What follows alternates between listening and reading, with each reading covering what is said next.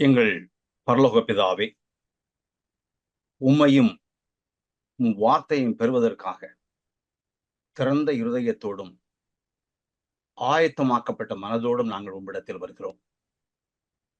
எபிரேயருக்கு எழுதிய நிருபத்தில் உம் இருதயத்தை பார்ப்பதற்கு பரிசுத்த ஆவியானவர்தாமே எங்களை வழிநடத்துவாராக.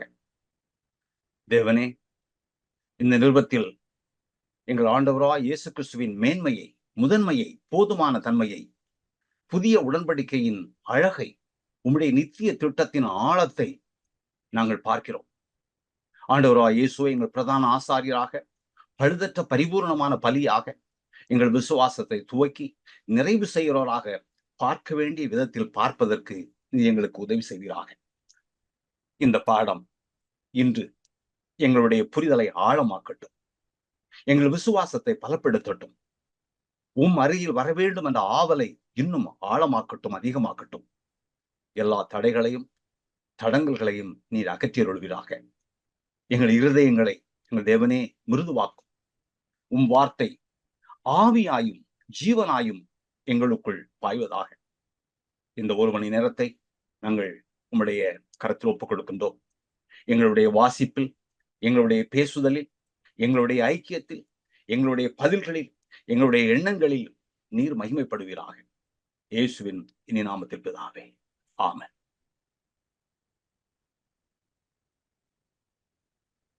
ஆண்டவராய் இயேசு கிறிஸ்துவின் இனிய நாமத்தில் சகோதர சகோதரர்கள் அனைவருக்கும் என்னுடைய அன்பின் வாழ்த்துக்கள். மீண்டும் ஒரு முறை அல்லது ஒரு சில வாரங்களுக்கு எபிரேயருக்கு எழுதின நிருபத்திலிருந்து சில பாடங்களை உங்களோடு பகிர்ந்து கொள்வதற்கு இந்த வாய்ப்பு கிடைத்ததற்காக நான் மிகவும் மகிழ்ச்சி அடைகிறேன்.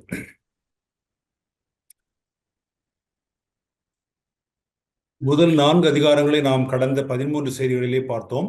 இது 14வது செய்தி.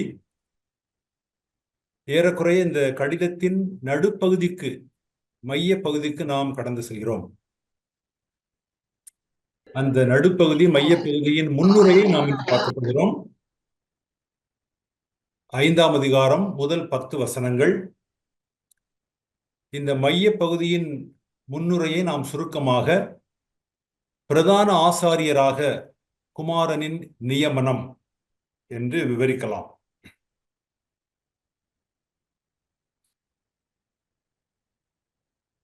இன்று நாம் பார்க்க போகிற இந்த 10 வசனங்களிலே 2 குறிப்புகள் உள்ளன. இந்த 10 வசனங்களின் சுருக்கம், குமாரன் மனிதர்களிடையே இருந்து எடுக்கப்பட்டவர், மனிதர்களிடையே இருந்து எடுக்கப்பட்ட குமாரன் மெல்கிசேதேக்கின் முறைமையின்படி பிரதான ஆசாரியராக நியமிக்கப்படுகிறார். இதுதான் இந்த 5ஆம் அதிகாரம் முதல் 10 வசனங்களின் சுருக்கம். அதை இன்னும் 2 பகுதிகளாக, சிறிய பகுதிகளாக பிரித்தால், முதல் 4 வசனங்களிலே பிரதான ஆசாரியனுக்கான தகுதிகள் என்ன, பிரதான ஆசாரியத்துவத்துக்கான தகுதிகள் என்ன, அடுத்த 6 வசனங்களிலே பிரதான ஆசாரியத்துவத்துக்கான கிறிஸ்துவின் தகுதிகள் என்ன என்பதை நாம் பார்க்க போகிறோம். தொடர்ந்து நாம் இந்த பாடத்தை பார்ப்பதற்கு முன்பு ஒரு சில எண்ணங்களை பகிர்ந்து கொள்ள வேண்டும். நிச்சயமாக எபிரேயருக்கு எழுதின கடிதத்தை புரிந்து கொள்வதும் நம்முடைய முயற்சியை கோரும். முயற்சி இல்லாமல் எபிரேயருக்கு எழுதின கடிதம் போன்ற ஒரு கடிதத்தை நாம் புரிந்து கொள்வது சிரமம். நிச்சயமாக முயற்சி தேவை. என்னை பொறுத்தவரை கடினமான முயற்சி தேவை. தேவனுடைய மக்களுக்கு இப்படி ஒரு கேள்வி எழும்: இவ்வளவு கடினமான முயற்சி தேவையா? நாம் சுவிசேஷத்தை, நற்செய்தியை மற்றவர்களுக்கு கொண்டு போவதற்கு, அல்லது நம்முடைய வாழ்க்கையில் எழுகின்ற கேள்விகளுக்கும் பிரச்சனைகளுக்கும் தீர்வு காண்பதற்கு இவ்வளவு ஒரு கடினமான முயற்சி தேவையா? எளிய சுவிசேஷம் போதாதா? எதற்கு ஆழமான சுவிசேஷம்? இது போன்ற சில கேள்விகள் எழும். என்று சொல்லப்போனால், நான் பார்க்க போகின்ற பகுதியிலே நீங்கள் கேட்கிறதற்கு மந்தமுள்ளவர்கள் ஆகையால் என்கின்ற ஒரு எச்சரிப்பு தேவனுடைய மக்கள் எல்லாருக்கும் தரப்படுகிறது. எளிய சுவிசேஷம், ஆழமான சுவிசேஷம் என்று 2 வகையான சுவிசேஷங்கள் இல்லை. ஒரே ஒரு சுவிசேஷம் தான். அந்த ஒரு சுவிசேஷம் முழுவதையும் நாம் ஏற்றுக்கொள்ள வேண்டும், விசுவாசிக்க வேண்டும், கீழ்ப்படிய வேண்டும் என்பதுதான் தேவனுடைய எண்ணம். அந்த சுவிசேஷத்தின் நீளம், அகலம், ஆழம், உயரம் ஆகியவற்றை நாம் அறிந்து கொள்வதற்காகவும் அனுபவிப்பதற்காகவும் தேவன் நம்முடைய வாழ்க்கையிலே பல்வேறு சூழ்நிலைகளை ஏற்படுத்துகிறார். எளிய சுவிசேஷம் போதும் என்று நாம் எண்ணுகிற ஒரு வேளையிலே நம்முடைய வாழ்க்கையின் ஒரு சூழ்நிலைக்குள் நாம் உந்தி தள்ளப்படுகிறோம். நாம் இதுவரை கற்றிருந்த இந்த எளிய சுவிசேஷம் அந்த வாழ்க்கையில் நாம் கடந்து போகின்ற ஒரு பாதைக்கோ அல்லது நெருக்கத்திற்கோ தீர்வை தரவில்லை. அப்போது உண்மையிலே சுவிசேஷம் இந்த சூழ்நிலைக்கு என்ன சொல்கிறது என்று நாம் தேடுகிறோம். அப்போது அந்த எளிய சுவிசேஷம் ஆழ்ந்த சுவிசேஷமாக மாறுகிறது. அது ஒரே சுவிசேஷம் தான். ஆகவே உங்களுடைய முயற்சி தேவை. அது உங்களுடைய ஆண்டவராய் இயேசு கிறிஸ்துவை பற்றிய பார்வையை விரிவாக்கும். இந்த வேத பாடத்திற்கு பின் இருக்கிற இன்னொரு நோக்கம், உண்மையிலேயே ஆண்டவராய் இயேசு கிறிஸ்து எவ்வளவு மேன்மையானவர் என்பதை தேவனுடைய மக்கள் பல வேளைகளிலே சுருக்கி விடுகிறார்கள். நாம் புறவினத்திலிருந்து ஆண்டவராய் இயேசு கிறிஸ்துவை ஏற்றுக்கொண்டதால் பல வேளைகளிலே நம்முடைய புறவினத்தாருடைய சமய நம்பிக்கைகள் நம்மை அறியாமல் வந்துவிடும். நமக்கு ஒரு நன்மை விளைவிப்பதற்காக மட்டுமே ஆண்டவராய் இயேசு கிறிஸ்து இருக்கிறார் என்று அவரை சுருக்கிவிட கூடாது. அவருடைய ரட்சிப்பின் திட்டம் பெரிது. இந்த இரட்சகர் மகா மேன்மையானவர். அதை பார்ப்பதும் இந்த வேத பாடத்தின் ஒரு நோக்கம். நாம் தொடர்ந்து செல்வோம். இந்த முதல் 10 வசனங்களை நாம் வாசிப்போம். யாராவது ஒருவர் பொறுமையாக இந்த 10 வசனங்களையும் வாசிக்கலாம். அன்றியும் மனுஷரில் தெரிந்து கொள்ளப்பட்ட எந்த பிரதான ஆசாரியனும் பாவங்களுக்காக காணிக்கைகளையும் பலிகளையும் செலுத்தும்படி மனுஷருக்காக தேவ காரியங்களை பற்றி நியமிக்கப்படுகிறான். தானும் பலவீனம் உள்ளவனாய் ஆனபடியினாலே அறியாதவர்களுக்கு நெறிதப்பி போனவர்களுக்கும் இரங்கத்தக்கவனாய் இருக்கிறான். அது நிமித்தம் அவன் ஜனங்களுடைய பாவங்களுக்காக பலியிட வேண்டியது போல தன்னுடைய பாவங்களுக்காகவும் பலியிட வேண்டியதாய் இருக்கிறது. மேலும் ஆரோனை போல் தேவனால் அழைக்கப்பட்டால் ஒழிய ஒருவனும் இந்த கனமான ஊழியத்துக்கு தானாய் ஏற்படுகிறதில்லை. அந்தபடியே கிறிஸ்துவும் பிரதான ஆசாரியராகிறதற்கு தம்மைத்தாமே உயர்த்தவில்லை. நீர் என்னுடைய குமாரன், இன்று நான் உம்மை ஜெனிப்பித்தேன் என்று அவரோடே சொன்னவரே அவரை உயர்த்தினார். அப்படியே வேறொரு இடத்திலும் நீர் மெல்கிசதேக்கின் முறைமையின்படி என்றென்றைக்கும் ஆசாரியராய் இருக்கிறீர் என்று சொல்லியிருக்கிறார். அவர் மாம்சத்தில் இருந்த நாட்களில் தம்மை மரணத்தினின்று ரட்சிக்க வல்லமையுள்ளவரை நோக்கி பலத்த சத்தத்தோடும் கண்ணீரோடும் விண்ணப்பம் பண்ணி வேண்டுதல் செய்து தமக்கு உண்டான பயபக்தி நிமித்தம் கேட்கப்பட்டு அவர் குமாரனாய் இருந்தும் பட்ட பாடுகளினாலே கீழ்ப்படிதலை கற்றுக்கொண்டு தாம் பூரணரான பின்பு தமக்கு கீழ்ப்படுகிற யாவரும் நித்திய இரட்சிப்பை அடைவதற்கு காரணராகி மெல்கிசதேக்கின் முறைமையின்படியான பிரதான ஆசாரியர் என்று தேவனாலே நாமம் தரிக்கப்பட்டார்.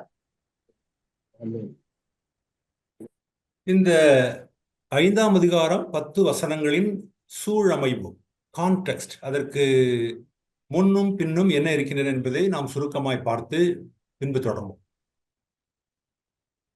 இந்த எபிரேயர் 5 முதல் 10ஆம் அதிகாரங்கள், எபிரேயர் 5 1 முதல் 10 18 முடிய உள்ள பகுதிதான் இந்த எபிரேயர் கடிதத்தின் மைய பகுதி, நடுப்பகுதி. இதற்கு முன்னுரையாகவும் முடிவுரையாகவும் 2 பகுதிகள் உள்ளன. நாம் கடந்த வாரம் பார்த்த எபிரேயர் 4ஆம் அதிகாரம் 14 16 அது அந்த பகுதியின் முடிவுரையாக இருந்த போதும் கூட இந்த மைய பகுதிக்கு அது முன்னுரையாக இருக்கிறது. அந்த 14 16ஆம் வசனங்களில் நாம் வாசித்தோம், பரவுலகத்திற்கு சென்றிருக்கிற பாவமில்லாத பிரதான ஆசாரியர் நமக்கு இருக்கிறார். வானங்களின் வழியாய் பரலோகத்திற்கு சென்றிருக்கிற என்று நாம் தமிழிலே வாசிக்கிறோம். பர உலகங்களை கடந்து சென்றிருக்கின்ற பாவமில்லாத பிரதான ஆசாரியர் நமக்கு இருக்கிறார் என்று முதன்முறையாக இயேசு கிறிஸ்து பிரதான ஆசாரியராக இருக்கிறார் என்ற எண்ணத்தை 4ஆம் அதிகாரத்தின் கடைசி பகுதி வைக்கிறது. ஆகவே இது எபிரேயர் கடிதத்தின் மைய பகுதியின் முன்னுரை. இதை நீங்கள் மனதில் நன்றாக பதித்துக் கொள்ள வேண்டும். எபிரேயர் கடிதத்தின் மைய பகுதி ஆண்டவராகிய இயேசு கிறிஸ்து எப்படிப்பட்ட பிரதான ஆசாரியராகவும் பிரதான ஆசாரியரின் பணிவிடையையும் செய்கின்றார் என்பதுதான் இந்த கடிதத்தின் மைய பகுதி. இயேசு பிரதான ஆசாரியராக இருந்து பிரதான ஆசாரியரின் பணியை செய்வது துன்புறுகின்ற, பாடுபடுகின்ற அந்த எபிரேய கிறிஸ்தவர்களுக்கு, யூத கிறிஸ்தவர்களுக்கு என்ன செய்தியை கொண்டு போனது என்பதுதான் மைய செய்தி. அதே போல இந்த நடுப்பகுதி 10-18 முடியும் போது 10ஆம் அதிகாரம் 19 முதல் 25ஆம் வசனங்களிலே இந்த நடுப்பகுதியின் முடிவுரையை பார்க்கிறோம். இந்த பிரதான ஆசாரியர் தாம் பர உலகங்களை கடந்து சென்றது மட்டுமல்ல, அவர் நம்மையும் பரவுலகத்திற்கு, பரலோகத்திற்கு நடத்துகின்ற, கொண்டு செல்கின்ற பிரதான ஆசாரியராயிருக்கின்றார். அவர் மகிமைக்குள் பிரவேசித்தது மட்டுமில்லை, அவர் பல மகன்களை, தம்முடைய சகோதர சகோதரிகளையும் மகிமைக்குள் நடத்துகின்றார். இது எபிரேயர் கடிதத்தின் அற்புதமான செய்தி.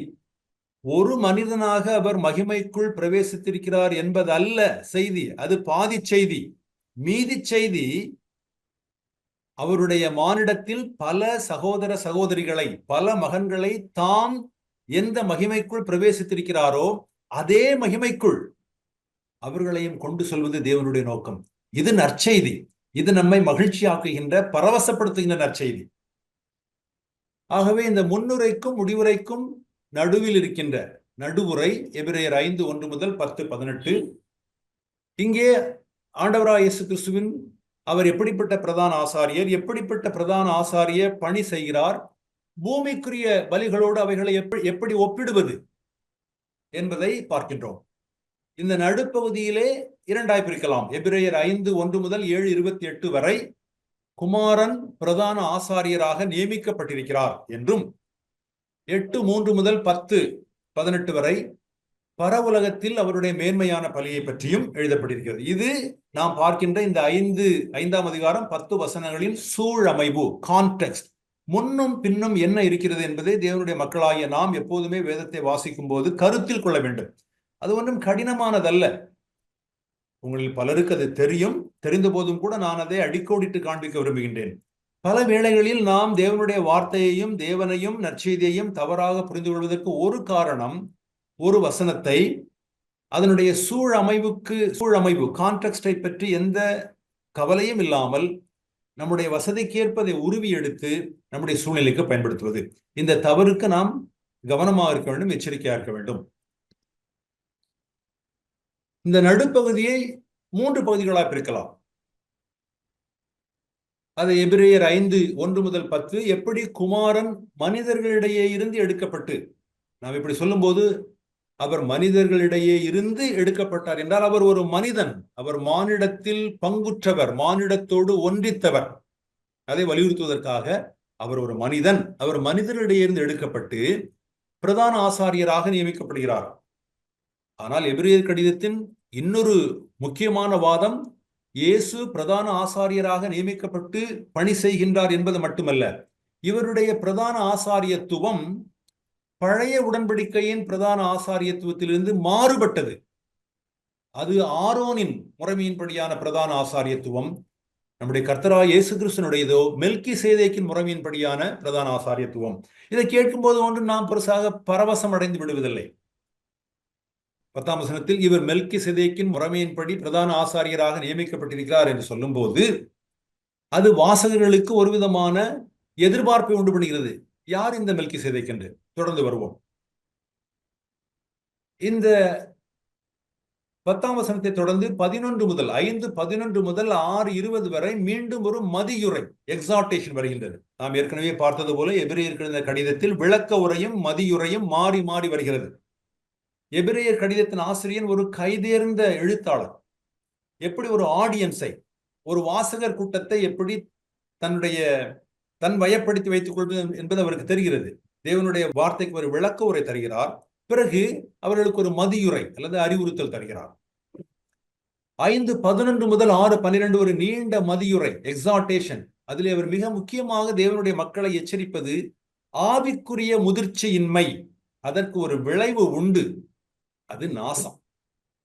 தேவனுடைய மக்கள் ஆவிக்குரிய முதிர்ச்சியின்மையின் காரணமாக அழிவுறுகிற, நாசமடைகிற வாய்ப்பு உள்ளது எப்போதுமே. ஆகவே ஆவிக்குரிய முதிர்ச்சியின்மையை குறித்து நாம் கேஷுவலாக, அலட்சியமாக, அசட்டையாக, ஏனோ தானோ என்று இருக்க முடியாது. பின்பு எபிரேயர் கடிதத்தின் ஆசிரியர் சொல்வார், காலத்தை பார்த்தால் ஆசிரியர்களாக, போதகர்களாக இருக்க வேண்டிய உங்களுக்கு நான் மாணவர்களைப் போல போதிக்க வேண்டியதா இருக்கிறது என்று. ஆகவே தேவனுடைய மக்கள் ஆவிக்குரிய முதிர்ச்சியின்மையை குறித்து கவனமாக இருக்க வேண்டும். தொடர்ந்து அவர் மதியுரை கூறும்போது 6ஆம் அதிகாரம் 13 முதல் 20 வசனங்களிலே தேவனுடைய உண்மை தன்மையின் நிச்சயத்தை பற்றி பேசுகின்றார். பிறகு 7ஆம் அதிகாரம் 1 முதல் 28, இந்த 7ஆம் அதிகாரம் முழுவதும் மெல்கிசேதேக்கின் முறைமையின்படியான ஆசாரியத்துவம் என்றால் என்ன என்று அவர் விளக்குகின்றார். இப்போது நாம் இந்த செய்தியின் கருப்பொருளுக்கு வருவோம். 2 மிக முக்கியமான குறிப்புகளைத்தான் பார்க்க போகிறோம் என்று சொன்னோம். முதலாவது, பிரதான ஆசாரியனுக்குரிய தகுதிகள் என்ன? முதல் 4 வசனங்கள். இரண்டாவது, பிரதான ஆசாரியனுக்குரிய தகுதிகள் கிறிஸ்துவிடம் எப்படி உள்ளன? ஒருவேளை சமயம் மட்டும் நமக்கு இருக்கும் என்றால் இந்த இடத்திலே நான் ஒரு கேள்வி கேட்டு தொடர்ந்து செல்ல விரும்புவேன். ஆனால் காலம் கருதி நீங்கள் இந்த 2 குறிப்புகளை உங்கள் மனதிலே பதித்துக் கொள்வீர்கள் என்ற நம்பிக்கையோடு நான் மேற்கொண்டு செல்கிறேன். 2 முக்கியமான குறிப்புகள் என்ன? பிரதான ஆசாரியத்துவத்துக்குரிய தகுதிகள் என்ன? முதல் 4 வசனங்கள். பிரதான ஆசாரியத்துவத்துக்கு உரிய கிறிஸ்துவின் தகுதிகள் என்ன? முதலாவது பிரதான ஆசாரியனுக்குரிய தகுதிகளை நாம் பார்ப்போம். குமாரன் பிரதான ஆசாரியராக நியமிக்கப்படுகிறார் என்பதுதான் முதல் 10 வசனங்களுடைய செய்தி. எபிரேயர் 5:1 முதல் 10 இன்றைக்கு நாம் தியானிக்கின்ற, வாசிக்கின்ற பகுதியிலே குமாரன் மனிதர்களிடையே இருந்து எடுக்கப்பட்டு மெல்கிசேதேக்கின் முறைமையின்படி பிரதான ஆசாரியராக நியமிக்கப்படுகிறார். இதுவரை நாம் பார்த்த மதியுரையிலிருந்து இப்போது ஆசிரியர் விளக்க உரைக்கு வருகிறார்.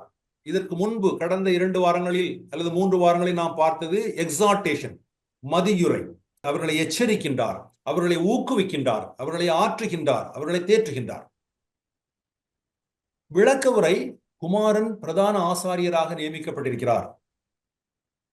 ஆண்டவராய் இயேசு கிறிஸ்து மரித்தார், உயிர்த்தெழுந்தார், பரமேறினார் என்று கூறும்போது ரோமர் கடிதத்தின் 8ஆம் வசனத்திலே ஒரு வசனம் உண்டு. அவர் மரித்தவர், உயிரோடு எழுந்தவர், நமக்காக வேண்டுதல் செய்கிறவரும் அவரே என்றிருக்கும். ஆண்டவராய் இயேசு கிறிஸ்து தம்முடைய ரட்சிப்பின் பணியை பிரதான ஆசாரியராக இருந்து நிறைவேற்றுகிறார். 1 முதல் 5 பிரதான ஆசாரியனுக்குரிய தகுதிகள், 5 முதல் 10 பிரதான ஆசாரியராக இருப்பதற்கு கிறிஸ்துவின் தகுதிகள் என்ன? மிக முக்கியமாக இயேசு பாடுபடுகின்ற, துன்புறுகின்ற பிரதான ஆசாரியராக நித்திய ரட்சிப்பின் மூல காரணரானார். சரி, பிரதான ஆசாரியனுக்குரிய தகுதிகள் என்ன? எபிரேயர் 5:1 நாம் வாசிக்கிறோம், பிரதான ஆசாரியன் எதற்காக நியமிக்கப்படுகிறான் என்று நாம் பார்க்கின்றோம். அவன் எதற்காக நியமிக்கப்படுகிறான்? தேவனுக்கு அடுத்த காரியங்களில் மனிதர்களுக்கு பிரதிநிதியாக இருப்பதற்காக அவன் நியமிக்கப்படுகிறான். ஆகவே முதலாவது அவன் மனிதர்களிடையே இருந்து தேர்ந்தெடுக்கப்படுகிறான். அவன் ஒரு மனிதன். பழைய ஏற்பாட்டிலே நாம் பார்க்கும்போது அவன் ஒரு இஸ்ரவேலனாக இருக்க வேண்டும், ஆரோனின் குடும்பத்தைச் சேர்ந்தவனாக இருக்க வேண்டும், ஆணாக இருக்க வேண்டும் போன்ற விதிமுறைகள் எல்லாம் கொடுக்கப்பட்டிருக்கும். ஆனால் நாம் எபிரேயர் 7:15-16 வாசிக்கிறோம், இயேசுவின் ஆசாரியத்துவம் அந்த ஆரோனின் வரிசையில் இல்லை. அது லேவியின் முறைமையின்படியான ஆசாரியத்துவம் இல்லை.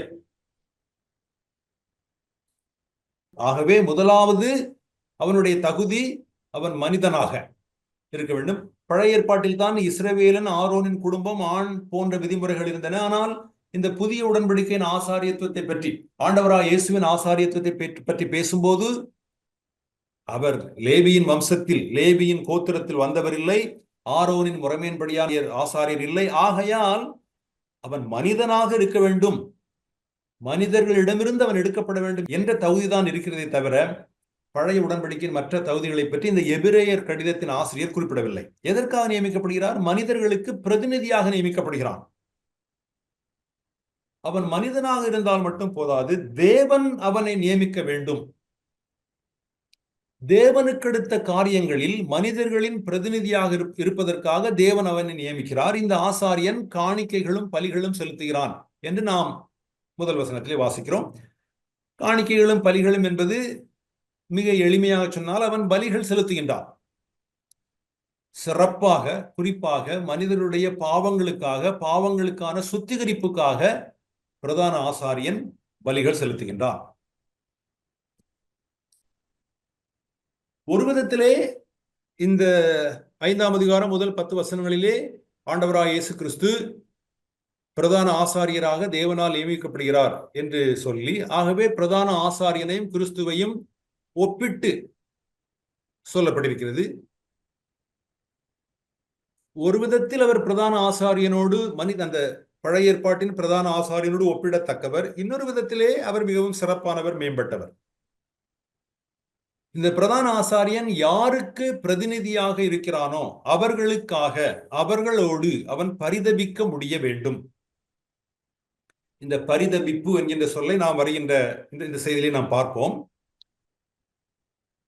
இது அவனுடைய முதலாவது தகுதி. அவன் மனிதனாக இருக்க வேண்டும் என்றால் அவன் மற்ற மனிதர்களுக்காக, எந்த மனிதர்களுக்காக அவன் பிரதிநிதியாக தேவனுக்கு முன்பு செல்கிறானோ அந்த மனிதர்களோடு பரிதபிக்க முடிய வேண்டும். இரண்டாவது, தேவன் அவனை இந்த அலுவலுக்கு, இந்த பணிக்கு, இந்த ஊழியத்திற்கு அழைத்திருக்க வேண்டும். அதே சமயத்திலே பிரதான ஆசாரியனுக்கும், மனிதனான பிரதான ஆசாரியனுக்கும் கிறிஸ்துவாகிய பிரதான ஆசாரியருக்கும் சில வேறுபாடுகள் உள்ளன. பிரதான ஆசாரியன் பாவத்துக்காக நிவர்த்தி செலுத்துகிறான். ஆனா ஆண்டவராகிய இயேசு கிறிஸ்துவோ பாவத்துக்காக தாம் செய்து முடித்த ரட்சிப்பின் பணியில் தன்னையே பாவ நிவாரண பலியாக செலுத்துகிறார், தானே பிரதான ஆசாரியராயிருந்து. அதே போல் பிரதான ஆசாரியன் தன் மக்களோடு பரிதபிக்கிறான். அவன் மனிதனாக இருந்து தன் மக்களோடு பரிதபிக்கிறான். கிறிஸ்து மானிடத்தோடு ஒன்றித்து மானிட பலவீனத்தை அறிந்ததால் என்றால் ஏதோ ஒரு ஏட்டு வழியாக அறிந்ததில்லை, தன் அனுபவத்தில் அறிந்ததால் அவர் மானிடத்துக்காக பரிதபிக்கிறார். பிரதான ஆசாரியன் தேவனால் அழைக்கப்படுகிறான். ஆண்டவராய் இயேசுவும் தேவனால் பிரதான ஆசாரியாக அமர்த்தப்படுகிறார். இது 2 பேருக்கும் உள்ள ஒப்பீடு. பிரதான ஆசாரியன் இறங்குகிறவனாக இருக்க வேண்டும். முதலாவது நாம் மனிதன் என்று பார்த்தபோது அவன் தங்கள் அறியாமையினாலே நெறிதப்பி போகிறவர்களுக்கு இறங்குகிறவனாக இருக்க வேண்டும் என்று நாம் அந்த 2ஆம் வசனத்திலே வாசிக்கிறோம். அந்த இறங்குகிறவன் என்பதை ஆங்கிலத்திலே டீல் ஜென்ட்லி என்று எழுதியிருக்கிறார்கள். உண்மையாக இந்த கிரேக்க வார்த்தையின் பொருள் மிதமாய் கையாளு. ஒரு பிரதான ஆசாரியன் என்பவன் மற்ற மனிதர்களுக்காக, தேவனுடைய மக்களுக்காக பலி செலுத்துவதற்கு, அவருடைய பாவங்களுக்காக பலி செலுத்துவதற்கு தேவனுக்கு முன்பாக போகின்றான். எந்த மக்களுக்காக அவன் பிரதிநிதியாக போகின்றானோ அந்த மக்களை பொறுத்தவரை, அந்த மக்களை நோக்கி அவனுடைய உணர்ச்சிகள் மிகவும் மிதமாகவும் தன்மையாகவும் இருக்க வேண்டும். அந்த கிரேக்க வார்த்தையின் பொருள் கோபம், துக்கம் போன்ற உணர்ச்சிகளில் உணர்ச்சி பெருக்குக்கும் உணர்ச்சி இன்மைக்கும் நடுவான ஒரு நிலையில் அந்த பிரதான ஆசாரியன் இருக்க வேண்டும். நான் இந்த வேத பாடத்தில் இந்த விலகி நம்மை குறித்து பேச போவதில்லை, அதற்கு நமக்கு காலம் போதாது. ஆனால் இது உண்மையாவே மிகவும் அருமையான ஒரு வார்த்தை, டீல் ஜென்ட்லி. யாருக்கு பிரதிநிதிகளாக நாம் தேவனுக்கு முன்பாக பணிவிடை செய்கிறோமோ அந்த மக்களிடத்தில் நம்முடைய உணர்ச்சிகள் தீவிரமான உணர்ச்சிகளாகவும் இருக்கக்கூடாது, மந்தமான உணர்ச்சி இன்மையாகவும் இருக்கக்கூடாது. அது கோபமாக இருந்தாலும் சரி, துக்கமாக இருந்தாலும் சரி. அவர்கள் அறியாமையினால் வழி தவறுகிறவர்கள், மனித பலவீனத்தினால் வழி தவறுகிறவர்கள். இவர்களுக்காக பாவ நிவர்த்தி செய்யலாம் என்று பழைய ஏற்பாட்டிலே நாம் லேவியர், எண்ணாகமம், உபாகமம் போன்ற புத்தகங்களிலே மேற்கோள் காட்டப்படுகின்ற இந்த வசனங்களிலே வாசிக்கின்றோம். ஆனால் பழைய உடன்படிக்கை அறியாமையினால் செய்கின்ற பாவங்களையும் துணிகரமான பாவங்களையும் வேறுபடுத்துகிறது. அறியாமையினாலே, மனித பலவீனங்களினாலே வழி தவறி, வழி பிசகி செய்கிற பாவங்களுக்கு பாவ நிவர்த்தி உண்டு என்று பேசுகிறது. ஆனால் துணிகரமான பாவத்திற்கு இப்படிப்பட்ட பாவ நிவர்த்தி செய்ய வேண்டாம் என்று சொல்கின்றது. புதிய ஏற்பாட்டிலே அது எப்படி வருகிறது என்பதை நாம் சிந்தித்து பார்க்க வேண்டும். ஆனால் எபிரேயர் கடிதத்தின் ஆசிரியர் ஒன்றை அடிக்கோடிட விரும்புகிறார். அவருடைய வாசகர்கள், அந்த எபிரேய கிறிஸ்தவர்கள், யூத கிறிஸ்தவர்கள் தங்கள் விசுவாசத்தை மறுதலித்து பின்வாங்கி போகின்ற நிலையில் இருப்பதால் அது துணிகரமான பாவமாக முடியும். அதற்கு பாவ நிவர்த்தி இல்லை என்ற எச்சரிக்கை இந்த 5ஆம் அதிகாரம் 2ஆம் வசனத்தில் இருக்கின்றது. எபிரேயர் 6:4-8, 10:26-31, 12-17 ஆகிய வசனங்களில் ஆசிரியர் தன்னுடைய வாசகர்களை மிகவும் வன்மையாக, மிகவும் கண்டிப்பாக அவர் எச்சரிக்கின்றார். எப்படி பிரதான ஆசாரியன் இறங்குகிறவனாக இருக்கின்றான்? ஏனென்றால் அவன் ஒரு மனிதன், அவன் பலவீனம் உள்ளவன், பலவீனம் அவனை சூழ்ந்திருக்கிறது, அவன் பலவீனத்தை அணிந்திருக்கிறான். இவைகளெல்லாம் இந்த கிரேக்க வார்த்தையினுடைய பல்வேறு நிழல்கள். பலவீனம் அவனை சூழ்ந்திருக்கிறது, அவன் பலவீனத்தை அணிந்திருக்கிறான், ஆகவே அவன் இறங்குகிறவனாக இருக்கின்றான். பிரதான ஆசாரியனுடைய இரக்கத்தை விட நம்முடைய ஆண்டவராய் இயேசு கிறிஸ்துவின் பரிவும் சமயத்துக்கேற்ற உதவியும் மிகவும் மேலானவை என்று நாம் எபிரேயர் கடிதத்தின் முந்தின அதிகாரத்தில் 4ஆம் அதிகாரம் 14 முதல் 16 வசனங்களிலே வாசித்தோம். ஏற்ற சமயத்தில் உதவி செய்கின்ற கிருபையை அடையவும் இரக்கத்தை பெறவும் நாம் கிருபாசனத்திலே வர முடியும் என்று நாம் கடந்த வாரத்திலே பார்த்தோம். ஆகவே பிரதான ஆசாரியன் இறங்குகிறவனாக இருக்க வேண்டும். அவன் மனிதன். 5ஆம் அதிகாரம் 3ஆம் வசனம். நாம் ஏறக்குறைய இந்த 10 வசனங்களையும் சுருக்கமாய் பார்த்து இந்த பகுதியை முடிக்கலாம் என்று நான் நினைக்கின்றேன்.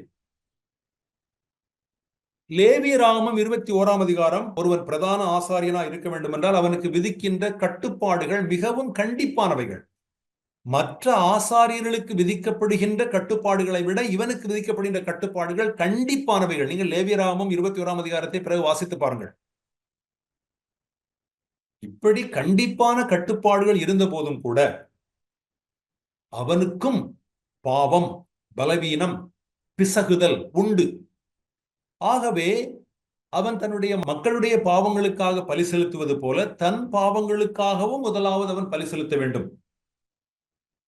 இந்த பலி செலுத்துவது என்பது அவன் அன்றாட வாழ்க்கையிலே பலி செலுத்துவது இந்த 3ஆம் வசனத்திலே குறிப்பிடப்பட்டிருந்தாலும் மிகச் சிறப்பாக பாவ நிவாரண நாளிலே, நீங்கள் லேவியராகமத்தில் கண்டிப்பாக இதை பார்த்திருப்பீர்கள், பாவ நிவாரண நாளிலே பிரதான ஆசாரியன் தன் நாட்டிற்காக, தன்னுடைய மக்கள் எல்லாருக்காகவும் பலி செலுத்துகின்ற அந்த நாளிலே, தன்னுடைய மக்கள் எல்லாரையும் தேவனோடு ஒப்புரவாக்குகின்ற அந்த நாளிலே அவன் முதலாவது தனக்காக பலி செலுத்துகின்றான். பிறகுதான் அவன் தன்னுடைய மக்களுக்காக பலி செலுத்துகின்றான். இது எபிரேயர் 9-10 அதிகாரங்களிலே ஆண்டவராய் இயேசு கிறிஸ்துவின் ஆசாரிய பணி. பிரதான ஆசாரியன் பாவ நிவாரண நாளிலே செய்கின்ற அந்த பணிவிடைக்கு ஒப்பானது என்பதை நிழலாக ஒரு முன்னோட்டம் கொடுக்கிறது. அதை பற்றி எபிரேயர் ஆசிரியர் பின்பு பேசப் போகின்றார். ஆனால் இப்போது அதற்கு ஒரு முன்னோட்டத்தை கொடுக்கின்றார். பிரதான ஆசாரியன் பாவ நிவாரண நாளிலே தன் பாவங்களுக்காகவும் மக்களுடைய பாவங்களுக்காகவும் பலி செலுத்துகின்றான். ஆண்டவராய் இயேசு கிறிஸ்து அதே போல பாவ நிவாரண நாளிலே அவன் செய்த பலிக்கு ஒப்பாக தன்னை பலியாக்கினார். ஆனால் அவர் தனக்காக பலி செலுத்த வேண்டிய அவசியம் இல்லை. 2 தகுதிகளில் முதல் தகுதி அவன் மனிதனாக இருந்து தன்னுடைய மக்களுக்கு இறங்குகிறவனாக இருக்க வேண்டும். 2வது தகுதி அவன் வெறுமனே மனிதனாகவும் இறங்குகிறவனாகவும் இருந்தால் மட்டும் போதாது, அவன் தேவனால் அழைக்கப்பட வேண்டும். 4ஆம் வசனம். பிரதான ஆசாரியன் எப்படி நியமிக்கப்படுகிறான்? அவன் தன்னைத்தானே பிரதான ஆசாரியனாக நியமித்துக் கொள்வதில்லை. தெய்வீக அழைப்பினால் தேவன் அவனை பிரதான ஆசாரியனாக இருக்குமாறு அழைப்பதால் அவன் பிரதான ஆசாரியனாக நியமிக்கப்படுகிறான். ஆரோன் தெய்வீக அழைப்பினாலும் நியமனத்தினாலும் பிரதான ஆசாரியனானான். இந்த வசனத்தை நான் சிறுவயது முதற்கொண்டு தேவனுடைய மக்கள் பேச கேட்டிருக்கின்றேன். ஆரோனை போல் அழைக்கப்பட்டால் ஒழிய என்று தொடர்ந்து வருகின்ற பகுதியிலே வரும். இதனுடைய மிக முக்கியமான கருத்து, ஒருவர் ஊழியம் செய்ய வரும்போது நீங்கள் தேவனால் அழைக்கப்பட்டிருக்கிறீர்களா என்ற கேள்வி கேட்பதற்காக இந்த பகுதி தரப்படவில்லை. ஏன் ஒருவன் தன்னைத்தானே பிரதான ஆசாரியத்துவத்துக்கு தன்னைத்தானே நியமித்துக் கொள்ள முடியாது? ஏனென்றால் எல்லா மனிதர்களுக்கும் தெரியும், நான் பலவீனங்களுக்கும் பாவத்திற்கும் வழி பிசகுதலுக்கும் உட்பட்டவன். அது ஒரு மனிதனை தாழ்மைப்படுத்துகிறது, என்னை அது தாழ்த்துகிறது. நான் ஒரு ஆசாரியனாக பணிவிடை செய்வதற்கு முந்தி, அல்லது என்னை பிரதான ஆசாரியனாக அல்லது ஆசாரியனாக நியமித்துக் கொள்வதற்கு முன்பு என்னுடைய பலவீனங்களும் பாவங்களும் வழி தவறுதல்களும் என்னை தாழ்மைப்படுத்துகிறது. ஆகவே என்னை நானே நியமித்துக் கொள்கின்ற தைரியம் எந்த மனிதனுக்கும் இருப்பதில்லை. தேவன் அழைத்தால் மட்டுமே அந்த தைரியத்தை நாம் பெறுகின்றோம். ஆகவே அவனுடைய தாழ்மையின் காரணமாக, மனிதனுடைய தாழ்மையின் காரணமாக எந்த மனிதனும் தன்னைத்தானே பிரதான ஆசாரியனாக நியமித்துக் கொள்ள முடியாது. தேவன் அழைக்கும் போது மட்டும்தான் அந்த தாழ்மையை அவன் மேற்கொண்டு தைரியம் பெறுகின்றான் தேவனுக்கு பிரதான ஆசாரியனாக பணிவிடை செய்வதற்கு என்பதுதான் அதனுடைய கருத்து. இப்போது மீதி 6 வசனங்களை நாம் பார்ப்போம். இதுவரை நாம் பார்த்தது பிரதான ஆசாரியனுக்குரிய தகுதிகள் என்ன? 2 காரியங்களைத்தான் சொன்னோம். 1, அவன் இறங்குகிறவன். 2, அவன் தேவனால் அழைக்கப்பட்டவன், தேவனால் நியமிக்கப்படுகின்றான். இப்போது நாம் பார்க்க போவது பிரதான ஆசாரியராய் இருப்பதற்கு கிறிஸ்துவின் தகுதிகள் என்ன? கிறிஸ்துவுக்கு பிரதான ஆசாரியனுடைய தகுதிகள் இருக்கின்றனவா என்பதை இப்பொழுது ஆசிரியர் விளக்குகிறார். பிரதான ஆசாரியனுக்கு தகுதிகள்: 1, அவன் தேவனால் நியமிக்கப்படுகிறான், தேவனால் அழைக்கப்படுகிறான், நியமிக்கப்படுகிறான். எபிரேயர் 5:4 இதை பார்த்தோம். அவன் ஒரு மனிதன், மானிடத்தோடு அவன் தன்னை அடையாளப்படுத்திக் கொள்ள வேண்டும், மானிடத்தோடு அவன் ஒன்றிக்க வேண்டும். அதை எபிரேயர் 5 முதல் 3 வசனங்களிலே வாசித்தோம். எனக்கும் உங்களுக்கும் மானிடத்தோடு அடையாளப்படுத்துவதற்கு, மானிடத்தோடு ஒன்றிப்பதற்கு எந்த பிரச்சனையும் இல்லை. நாம் மானிடத்தில் பிறந்தோம், மனிதர்களாக பிறந்தோம், மனிதர்களாக வளர்ந்தோம், மனிதர்களாக வாழ்கிறோம், மனிதர்களாக மரிக்கிறோம். ஆகவே மானிடத்தோடு அடையாளப்படுத்திக் கொள்வதற்கு, ஒன்றிப்பதற்கு உங்களுக்கும் எனக்கும் எந்த சிரமமும் இல்லை. நீங்கள் கேட்கலாம், எதற்கு இந்த பதம் மானிடத்தோடு ஒன்றிப்பு அல்லது மானிடத்தோடு அடையாளப்படுத்திக் கொள்வது? அவன் மனிதனாக இருக்க வேண்டும் என்று சொன்னால் போதாதா என்று நீங்கள் சிந்தித்து பார்க்க வேண்டும். ஒருவேளை இந்த கற்பனை பயிற்சி ஒரு 33 ஆண்டு காலம் அல்லது ஒரு 3 ஆண்டு காலம் நாம் ஒரு விலங்கின் உருவம் எடுத்து வாழ வேண்டும், அந்த 3.5 ஆண்டு காலம் கழித்த பிறகு நாம் மீண்டும் மனிதனாக மாறிவிடுவோம் என்றால், அந்த 3.5 ஆண்டு காலம் நாம் நம்மை எப்படி சொல்ல முடியும்? நாம் மானிடத்தோடு, நாம் மானிடம் சொல்வது போல் அந்த நாயினத்தோடு நம்மை நாம் அடையாளப்படுத்திக் கொள்வோமா? அல்லது அந்த நாயினத்தோடு நாம் ஒன்றிப்போமா? அல்லது நாம் எப்போதுமே ஹோலியர் தென் த வாட், உண்மையிலே நான் ஒன்றும் நாய் இல்லை, உங்களை போன்று நான் ஒரு நாயின் உருவம் உடையவனாயிருந்தாலும் என்னை நீங்கள் நாய் என்று நீங்கள் நினைத்து விடக்கூடாது, நான் மனிதனாக்கும், ஏதோ பாவம் பார்த்து உங்களை ரட்சிப்பதற்காக நான் நாயின் உருவம் எடுத்து வாழ்கிறேன் என்று நாம் கருதுவோமா? அல்லது இல்லை, நான் மனமுவந்து இவர்களில் ஒருவனாக என்னை மாற்றிக்கொள்கின்றேன், வாழ்கின்றேன், இவர்களுடைய மட்டுப்பாடுகள், எல்லைகள், பலவீனங்கள் என்னவோ அந்த மட்டுப்பாடுகள், எல்லைகள், பலவீனங்கள் எல்லாவற்றிலும் நான் என்னை ஒன்றுபடுத்திக் கொள்கின்றேன் என்போமா? ஆண்டவராய் இயேசு கிறிஸ்து மானிடத்தோடு தன்னை ஒன்றித்துக் கொண்டார் என்பது மிகவும் ஆழமானது. அதே போல கிறிஸ்து பிரதான ஆசாரியராக இருப்பதற்கு அவருடைய தகுதிகள் என்ன? அவர் தேவனால் பிரதான ஆசாரியராக அமர்த்தப்பட்டார் என்று 5-6 வசனங்கள் சொல்கின்றன. அழைக்கப்பட்டார், நியமிக்கப்பட்டார், அமர்த்தப்பட்டார். அவர் மானிடத்தோடு பரிதபிக்கின்றார். இதை ஏற்கனவே நாம் பார்த்து விட்டோம், 2ஆம் அதிகாரத்திலே பார்த்து விட்டோம். அதை தொடர்ந்து ஆசிரியர் கூறுகிறார் 7-8 வசனங்களிலே. பிரதான ஆசாரியராக நம்மை ரட்சிக்கிறார். 9-10 வசனங்களிலே வாசிக்கின்றோம். ஆரோனும் கிறிஸ்துவும் ஒற்றுமையும் வேற்றுமையும். பிரதான ஆசாரியன் என்ற முறையிலே ஆரோனுக்கும் ஆண்டவராய் இயேசு கிறிஸ்துவுக்கும் ஒரு ஒற்றுமை இருக்கிறது. ஆரோன் தானாய் அந்த கனத்தை எடுத்துக்கொள்ளவில்லை, கிறிஸ்துவும் தாமாய் தம்மை உயர்த்தி கொள்ளவில்லை அல்லது மகிமைப்படுத்திக் கொள்ளவில்லை. ஆரோனை பற்றி பேசும்போது அவன் கனத்தை எடுத்துக்கொள்ளவில்லை என்று எழுதியிருக்கிறது. கர்த்தராகிய இயேசுவை பற்றி பேசும்போது அவர் மகிமையை எடுத்துக்கொள்ளவில்லை அல்லது தம்மை தாமை உயர்த்தி கொள்ளவில்லை என்று எழுதியிருக்கிறது. ஆகவே ஒற்றுமை, ஆரோனும் தானாக எடுத்துக்கொள்ளவில்லை, கிறிஸ்துவும் தாமாய் தம்மை உயர்த்திக் கொள்ளவில்லை.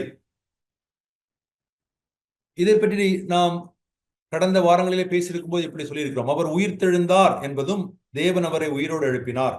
அவர் பரமுயர்ந்தார் என்பதும் தேவன் அவரை பரமுயர்த்தினார். அவர் அரியணையில் அமர்ந்தார் என்பதும் தேவன் அவரை அரியணையில் அமர்த்தினார் என்பதும் ஒன்று போல தோன்றலாம். பெரிய பிழை ஒன்றுமில்லை. ஆனால் அதில் ஒரு நுட்பமான வேறுபாடு இருக்கிறது. தேவன் அவரை உயிரோடு எழுப்பினார், தேவன் அவரை உயர்த்தினார், தேவன் அவரை அரியணையில் அமர்த்தினார் என்பது ஆண்டவராய் இயேசு கிறிஸ்துவை மகிமைப்படுத்துவது. சில வேளைகளில் மனிதர்களாகிய நாம் நினைப்போம் என்றால், நான் உயிர்த்தெழுந்தால் அது மகிமை, வேறு யாரோ என்னை உயிரோடு எழுப்பினால் அது அந்த அளவுக்கு மகிமை இல்லை. நான் உயர்ந்தால் அது மகிமை, வேறு யாரோ என்னை உயர்த்தினால் அது அந்த அளவுக்கு உயர்வு இல்லை. நான் அரியணையில் அமர்ந்தால் அது மகிமை, வேறு யாரோ என்னை அரியணையில் அமர்த்தினால் அது மகிமை இல்லை என்று. ஆனால் இது முற்றிலும் மாறானது. தேவன் இந்த மனிதனை உயிரோடு எழுப்பும் அளவுக்கு அவர் அப்படிப்பட்ட மகிமைக்குரிய மனிதனாக இருந்தார். தேவன் அவரை உயர்த்தும் அளவுக்கு அவர் ஒரு அப்படிப்பட்ட மனிதனாக இருந்தார். தேவன் பரவுலகத்திலே அல்லது வானங்களிலே அவரை சிங்காசனத்தில் அமர்த்தும் அளவுக்கு அவர் அப்படிப்பட்ட மனிதராக இருந்தார் என்பதுதான் மகா மகிமையானது. இன்னொன்று, தேவன் ஆரோனை அழைத்தார். அதே போல தேவன் கிறிஸ்துவை அழைத்து பட்டம் சூட்டினார். இப்படி ஆரோனுக்கும் கிறிஸ்துவுக்கும் ஒற்றுமை இருந்த போதிலும் கூட கிறிஸ்து மகா மேன்மையானவர். ஆரோனிலிருந்தும் மற்ற எல்லா மனிதர்களிலிருந்தும் எல்லா பிரதான ஆசாரியர்களிடமிருந்தும் அவர் வேறுபட்டவர். அந்த வேற்றுமையையும் ஆசிரியர் குறிப்பிட்டு காட்டுகின்றார். கிறிஸ்து என்ற வார்த்தையினுடைய பொருள் நாம் அறிந்திருக்கிறபடி அவர் அபிஷேகம் பண்ணப்பட்டவர். கிறிஸ்து பிரதான ஆசாரியராக மகிமைப்படுத்தப்பட்டார், கனப்படுத்தப்பட்டார் என்பது மட்டுமல்ல. நாம் கடந்த அதிகாரங்களிலே பார்த்திருக்கிறோம். 1ஆம் அதிகாரம் 3ஆம் வசனத்திலே குமாரன் தேவனுடைய மகிமையின் ஒளி வீச்சு என்று பார்த்தோம். 2ஆம் அதிகாரம் 7, 9ஆம் வசனங்களிலே அவர் மகிமையினாலும் கனத்தினாலும் முடிசூட்டப்பட்டார் என்று பார்த்தோம்.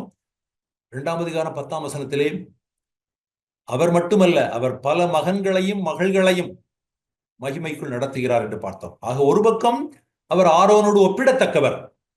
அவர் கனத்தை தாமாக எடுத்துக்கொள்ளவில்லை, அவர் தேவனால் அழைக்கப்பட்டார். இன்னொரு பக்கம் அவர் ஆரோனிலும் எந்த பிரதான ஆசாரியனிலும் மகா மேன்மையானவர். 2 பழைய ஏற்பாட்டு பகுதிகளை 2 சங்கீதங்களிலிருந்து பகுதிகளை அதற்கு ஆதாரமாக மேற்கோள் காட்டுகின்றார். சங்கீதம் 2:7 நாம் இந்த சங்கீதத்தை ஏற்கனவே பார்த்திருக்கின்றோம். நீர் என்னுடைய குமாரன், இன்று நான் உம்மை ஜனிப்பித்தேன். இந்த சங்கீதத்தை நீங்கள் வாசிக்கும் போது நான் அடிக்கடி பயன்படுத்தின வார்த்தை மகா ஒரு களிப்போ பரவசமோ ஒன்றும் உண்டாகி விடுவதில்லை. ஆனால் இது மிக அற்புதமான ஒரு பகுதி. இயேசு தேவனுடைய குமாரன் என்று முதல் அதிகாரம் முதல் 13 வசனங்களிலே ஆசிரியர் வாதிடுகிறார். இதுதான் நாம் அறிக்கையிடுகிற விசுவாசம். இயேசு தேவனுடைய குமாரன் என்பதுதான் தேவனுடைய மக்கள் எல்லாரும் அறிக்கையிடுகின்ற விசுவாசம். 4ஆம் அதிகாரம் 14ஆம் வசனத்திலே அதை நாம் வாசித்தோம். இந்த நீர் என் குமாரன், இன்று நான் உம்மை ஜனிப்பித்தேன் என்று தேவன் அவரை நியமித்தார் என்று 5ஆம் அதிகாரத்திலே ஒரு வாதிடுகிறார். இந்த நீர் என் குமாரன், இன்று நான் உம்மை ஜனிப்பித்தேன் என்ற வசனம் வேதத்திலே குறைந்தபட்சம் 3 இடங்களிலே வருகின்றது. எபிரேயர் 1ஆம் அதிகாரம் 5ஆம் வசனத்திலே நாம் வாசிக்கின்றோம். அப்போஸ்தலர் 13ஆம் அதிகாரம் 32, 33 வாசிக்கின்றோம். அப்போஸ்தலர் 2, 30, 36 அதே வசனம் இல்லை, ஆனால் அது போன்ற ஒரு எண்ணத்தை வாசிக்கின்றோம். ஆண்டவராய் இயேசு ஜனிப்பிக்கப்பட்ட நாள் அவர் நித்திய குமாரன். ஆனால் அவர் மானிடத்தோடு அல்லது ஊனுரு கொண்ட போது அவர் ஜனிப்பிக்கப்பட்டதா நாம் கருதலாம். ஆனால் இந்த வசனம் சங்கீதம் 2:7 மேற்கோள் காட்டப்படும் போது நீர் என் குமாரன், இன்று நான் உம்மை ஜனிப்பித்தேன் என்று சொல்லும் போது எபிரேயர் 1:5 அதை ஆண்டவராய் இயேசு அரசராக நியமிக்கப்பட்ட நாளை அது குறிக்கின்றது. இன்று என்பது அவர் பரலோகங்களில் நுழைந்த நாள், பரலோகங்களில் பிரவேசித்த நாள், அவர் தேவனுடைய வலப்பக்கத்தில் ராஜாவாக நியமிக்கப்பட்ட நாள் என்று நாம் பார்த்தோம். அப்போஸ்தலர் 13ஆம் அதிகாரம் 32, 33ஆம் வசனங்களிலும் இந்த நீர் என் குமாரன், இன்று நான் உம்மை ஜனிப்பித்தேன் என்ற வசனம் மேற்கோள் காட்டப்படுகிறது. பவுல் அதை மேற்கோள் காட்டுகிறார். மேற்கோள் காட்டும் போது இந்த வசனம் என்று நிறைவேறிற்று என்று சொல்கிறார். தேவன் கர்த்தராகிய இயேசுவை எழுப்பினதினாலே இந்த வாக்குத்தத்தத்தை, நீர் என் குமாரன், இன்று நான் உம்மை ஜனிப்பித்தேன் என்ற வாக்குத்தத்தத்தை நிறைவேற்றினார் என்று பவுல் பொருள் விளக்கம் தருகிறார். ஆகவே இன்று நான் உம்மை ஜனிப்பித்தேன் என்பது என்று நிறைவேறியது? ஆண்டவராகிய இயேசு கிறிஸ்து உயிரோடு எழுப்பப்பட்ட போது நிறைவேறினது. அதனுடைய பொருள் என்ன, கருத்து என்ன, உட்பொருள் என்ன என்றால், ஒரு பக்கம் அவர் நியமிக்கப்பட்டது மட்டுமல்ல, கர்த்தராகிய இயேசு கிறிஸ்து உயிரோடு எழுப்பப்பட்ட போது, தேவன் அவரை உயிரோடு எழுப்பின போது ஒரு புது படைப்பு அன்று உண்டாக்கப்பட்டது. ஆண்டவராகிய இயேசு கிறிஸ்து புதிய படைப்பின் முதல் பலனாக, முதல் கனியாக அவர் ஜனிப்பிக்கப்பட்டார். இந்த எண்ணமும் அங்கு இருக்கிறது, இன்று நான் உம்மை ஜனிப்பித்தேன் என்று. அதே போல அப்போஸ்தலர் 2ஆம் அதிகாரம் 30 முதல் 36ஆம் வசனங்களிலே பேதுரு இந்த சங்கீதத்தை மேற்கோள் காட்டுகின்றார். நாம் அந்த ஒரு பகுதியை 30, 31, 32 இந்த 2 வசனங்களை நாம் இந்த 3 வசனங்களை வாசிக்க முடியுமா யாராவது? அப்போஸ்தலர் 2ஆம் அதிகாரம் 30, 31, 32. பேதுருவும் இந்த வசனத்தை மேற்கோள் காட்டும் போது நீர் என் குமாரன், இன்று நான் உம்மை ஜனிப்பித்தேன் என்பது எப்போது நிறைவேறினது? தேவன் கிறிஸ்துவை உயிரோடு எழுப்பினார், அவரை பரம் உயர்த்தி ஆண்டவரும் கிறிஸ்துவும் ஆக்கினார் என்று. ஆகையினால் நீங்கள் சிலுவையில் அறைந்த அந்த இயேசுவையே தேவன் ஆண்டவரும் கிறிஸ்துவுமாக்கினார் என்று இஸ்ரவேல் குடும்பத்தார் யாவரும் நிச்சயமாய் அறிய கடவீர்கள் என்றார். ஆகவே இன்று என்பது அவர் தேவனுடைய வலப்பக்கத்தில் அரசராக நியமிக்கப்பட்ட நாள். இன்று என்பது தேவன் அவரை உயிரோடு எழுப்பின நாள். இன்று என்பது தேவன் அவரை அரியணை அமர்த்தின நாள். ரோமர் 1:5 பரிசுத்தமுள்ள ஆவியின்படி தேவனுடைய சுதன் என்று மரித்தோரிலிருந்து உயிர்த்தெழுந்ததினாலே பலமாய் ரூபிக்கப்பட்ட நாள் என்று தமிழிலே வாசிக்கின்றோம். ஆங்கிலத்திலே டிக்ளேர்ட், அறிவிக்கப்பட்ட நாள். ஆகவே இது மிகவும் பொருட்செறிவு, பொருள் அடர்த்தி நிறைந்த ஒரு வாக்கியம். ஆண்டவராய் இயேசு கிறிஸ்துவை தேவன் உயிரோடு எழுப்பின நாள். அவர் தேவனுடைய மகன், தேவனுடைய குமாரன் என்று அறிவிக்கப்பட்ட நாள். அவரை தம்முடைய வலப்பக்கத்தில் அரியணை அமர்த்தின நாள். இவை அனைத்தும் இன்று நான் உம்மை ஜனிப்பித்தேன் என்பதிலே அடங்கியிருக்கிறது. சங்கீதம் 110:4 இதை அடுத்த வசனத்தில் மேற்கோள் காட்டுகின்றார். நீர் என்றென்றைக்கும் ஆசாரியர் என்று. ஆண்டவராய் இயேசு கிறிஸ்து தம்மை தாமே உயர்த்தவில்லை. தேவன் அவரை நியமித்தார்.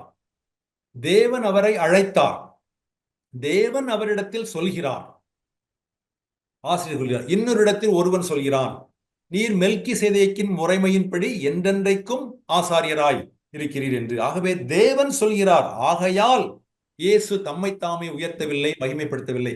இங்கே ஒரு வாதம் இருக்கின்றது. இந்த 2 பகுதிகளையும் அவர் மேற்கோள் காட்டும் போது சங்கீதம் 2:7 சங்கீதம் 114 நீர் என் குமாரன் என்று சங்கீதம் 2:7 நீர் பிரதான ஆசாரியரா இருக்கிறீர் என்று சங்கீதம் 110:4 சொல்லும் போது அதனுடைய வாதம் என்னவென்றால், தேவன் அப்படி சொல்கிறார். இவரிடத்தில் நீர் என் குமாரன் என்று சொல்கின்றார். நீர் மெல்கிசேதேக்கின் முறைமையின்படி என்றென்றைக்கும் பிரதான ஆசாரியரா இருக்கிறீர் என்று சொல்கின்றார். ஆகையால் இயேசு தம்மை தாமே உயர்த்திக் கொள்ளவில்லை, தம்மை தாமே கனப்படுத்திக் கொள்ளவில்லை, தம்மை தாமே மகிமைப்படுத்திக் கொள்ளவில்லை. தேவன் அவரை உயர்த்தினார். இந்த 2 எண்ணங்கள் இங்கே இருக்கின்றன. குமாரன் பிரதான ஆசாரியர் என்ற எண்ணங்கள். அவர் நித்திய குமாரனும் பாவங்களிலிருந்து சுத்திகரிப்பை உண்டு பண்ணின பிரதான ஆசாரியருமா இருக்கின்றார். முதல் 4 அதிகாரங்களிலே இயேசு தேவனுடைய குமாரன் என்ற கருத்து தான் மேலோங்கி நிற்கிறது. இந்த 5 முதல் 10 வரை உள்ள அதிகாரங்களில் தான் இயேசு பிரதான ஆசாரியர் என்கின்ற கருத்து விவரிக்கப்படுகின்றது. 4ஆம் அதிகாரத்தின் கடைசி பாகத்திலே அந்த எண்ண ஓட்டம் மாறுகிறது. அவர் அரியணை அமர்த்தப்பட்டார். குமாரத்துவமும் ஆசாரியத்துவமும் சேர்ந்து பேசப்படுகிறது. 1ஆம் அதிகாரம் 5 முதல் 13ஆம் வசனங்களிலே அவருடைய குமாரத்துவமும், 5ஆம் அதிகாரம் 5 முதல் 10 அவருடைய ஆசாரியத்துவமும் பேசப்படுகின்றது. முதல் 4 அதிகாரங்களிலே இயேசு தேவனுடைய குமாரன் என்ற எண்ணம் மேலோங்கி நிற்கிறது. 5:1 முதல் 10:18 இயேசு பிரதான ஆசாரியர் என்கின்ற கருத்து மேலோங்கி நிற்கின்றது. திருப்புமுனை 4ஆம் அதிகாரம் 14ஆம் வசனம், இவர் வானங்களை கடந்து அல்லது பரவுலகங்களை கடந்து சென்ற மகா பிரதான ஆசாரியர் தேவனுடைய குமாரனாய இயேசு என்று இயேசு 2 விதமாகவும் சித்தரிக்கப்படுகிறார். இவர் பரவுலகங்களை கடந்து சென்ற நம்முடைய மகா பிரதான ஆசாரியர் என்றும் அவர் வர்ணிக்கப்படுகிறார். அவர் தேவனுடைய குமாரனாகிய கிறிஸ்து என்றும் அவர் வர்ணிக்கப்படுகின்றார். ஆகவே ஆண்டவராய் இயேசு குமாரனும் பிரதான ஆசாரியருமா இருக்கின்றார். அவருடைய ரட்சிப்பின் பணியிலே அவர் குமாரனும் அவர் பிரதான ஆசாரியருமா இருக்கின்றார். அதற்காகத்தான் இந்த 2 சங்கீதங்களும் தேவைப்படுகின்றது. சங்கீதம் ஏன் ஒரே கருத்தை 2 சங்கீதங்கள் திரும்ப திரும்ப சொல்கின்றதா? 2:7 குமாரனுடைய மகா மேன்மை கூறப்படுகின்றது. சங்கீதம் 114 இயேசு பிரதான ஆசாரியராக நியமிக்கப்பட்டார் என்று சொல்லப்படுகின்றது. ஆகவே ஆசிரியர் மேற்கோள் காட்டும் போது ஏதோ ஒரே கருத்தை வலியுறுத்துவதற்காக 2 சங்கீத பகுதிகளை கையாளவில்லை. சங்கீதம் 2:7 குமாரனுடைய மகா மேன்மை பற்றி பேசுகிறது. கிறிஸ்துவின் உயிர்த்தெழுதல், பரமேறுதல், அரியணை அமர்தல் இவைகளெல்லாம் 1ஆம் அதிகாரம் 1 முதல் 13 வசனங்களில் விவரிக்கப்பட்டன. சங்கீதம் 114 இயேசு தேவனால் பிரதான ஆசாரியராக நியமிக்கப்பட்டார். இவர் பரவுலகத்தில் இருக்கின்ற பரம பிரதான ஆசாரியர் 1வது. 2வது, இவர் என்றென்றைக்கும் ஆசாரியராக இருக்கிறார். நம் ஆண்டவராய் இயேசு ஆதி முதல் பூரணமான குமாரன், தம் மக்களுக்காக பூரணமான பிரதான ஆசாரியர். பிரதான ஆசாரியனுடைய தகுதிகளை பற்றி சொல்லும் போது, முதலாவது, அவன் மனிதனாகவே இறங்கக்கூடியவன், மிதமான உணர்ச்சிகளை உடையவன் என்றும், 2வது தேவனால் அழைக்கப்பட்டவன் என்றும் அந்த 5:1 முதல் 4ஆம் வசனங்களை வாசிக்கின்றோம். ஆண்டவராய் இயேசு கிறிஸ்துவுக்கு பிரதான ஆசாரியனுடைய தகுதிகள் உண்டு என்று சொல்லும் போது, முதலாவது அவர் தேவனால் அழைக்கப்பட்டவர் என்று 2 சங்கீத பகுதிகளை மேற்கோள் காட்டுகின்றார். நீர் என் குமாரன் என்று அவர் நியமிக்கப்பட்டார். நீர் என்றென்றைக்கும் பிரதான ஆசாரியனாக இருக்கிறீர் என்று நியமிக்கப்பட்டார் என்று அழைப்பு நியமனத்தை பற்றி முதலாவதும், இரண்டாவது அவர் இறங்குகிறவர், பரிதபிக்கக்கூடியவர் என்று பேசுகின்றார். அவர் தம் மக்களோடு பரிதபிக்கக்கூடியவர். எபிரேயர் 5:7 முதல் 10 வசனங்கள். ஏற்கனவே நாம் இதை முதல் 4 அதிகாரங்களிலே பார்த்திருக்கின்றோம். 2ஆம் அதிகாரம் 17 முதல் 18 வசனங்களிலே நாம் பார்த்திருக்கின்றோம். போன வாரத்திலே 4, 15, 16 பார்த்தோம். அவர் இரக்கமும் உண்மையும் உள்ள பிரதான ஆசாரியர். 2, 17, 18 அவர் எல்லா விதத்திலும் தம் சகோதர சகோதரிகளை போலானார் என்றும், 4, 15, 16 அவர் எல்லா விதத்திலும் நம்மை போல் சோதிக்கப்பட்டார், பரீட்சிக்கப்பட்டார் என்றும் நாம் பார்க்கிறோம். அவர் எல்லா விதத்திலும் நம்மை போல் சோதிக்கப்பட்டார், பரீட்சிக்கப்பட்டார். ஆனால் பாவம் இல்லாதவராக இருக்கிறார். ஆனால் சோதிக்கப்பட்டதால், நம்மை போல் சோதிக்கப்பட்டதால், நம்மை போல் பரீட்சிக்கப்பட்டதால் அவர் நம்மோடு பரிதபிக்கின்றார். போன வாரத்திலே அப்பேத்தியா என்கின்ற ஒரு வார்த்தையை சகோதரன் பயன்படுத்தி நீங்கள் கேள்விப்பட்டிருப்பீர்கள். தேவன் உணர்ச்சியற்றவர், அவருக்கு எந்த உணர்ச்சிகளும் இருக்கக்கூடாது என்று. ஆனால் இங்கு பரிதபிப்பு என்பதற்கு பயன்படுத்தப்படுகிற கிரேக்க வார்த்தை சும்பேத்தியோஸ். இந்த 2 வார்த்தைகளை நீங்கள் ஒப்பிட்டு பாருங்கள். அப்பேத்தியா என்றால் உணர்ச்சிகள் இல்லாதவர் அல்லது உணர்ச்சியின்மை. சும்பேத்தியோஸ் என்பது உடன் உணர்ச்சிகள் உள்ளவராயிருப்பது. நாம் ஒரு உணர்ச்சியை பெறும்போது, பலவீனம் என்கின்ற ஒரு உணர்ச்சியை பெறும்போது, ஆண்டவராய் இயேசு அதே போன்ற ஒரு உடன் உணர்ச்சியை பெறுகிறார். நாம் தபிக்கும் போது அவர் பரிதபிக்கின்றார். சிம்பத்தி அல்லது எம்பத்தி என்கின்ற ஆங்கில வார்த்தையை தமிழிலே இறங்குகிறவர் அல்லது பரிதபிக்கிறவர் என்று மொழிபெயர்த்திருக்கின்றார்கள். நான் அதை பரிதபிப்பு என்று நான் மொழிபெயர்க்கின்றேன். தபி என்பதிலிருந்து தாபம் என்கின்ற வார்த்தை வருகின்றது. நாம் தபிக்கும் போது அவர் நம்மோடு உடன் தபிக்கின்றார் அல்லது பரிதபிக்கின்றார். நமக்காக பரிதபிக்கின்றார் என்றும் சொல்லலாம், நம்மோடு பரிதபிக்கின்றார் என்றும் சொல்லலாம்.